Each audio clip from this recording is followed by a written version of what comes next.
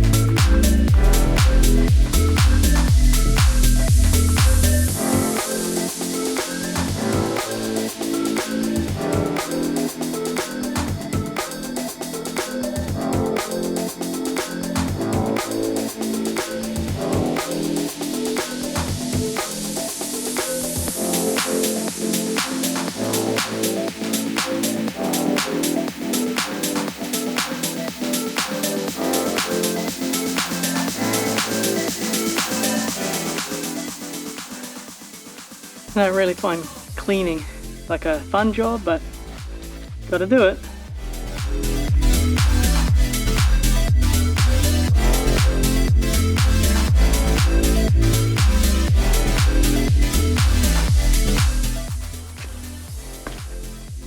Right, update time. So now that I've separated these two things, first off, the reason I did it was to get better access to the frame so I can give it a good clean, but also because I'm going to be extending the trailer, I've decided I'm going to split this cage thing down the middle, extend it with some box section in between so it goes over the wheels, and also going to push the front of it out over the drawbar as well. So it'll be fun.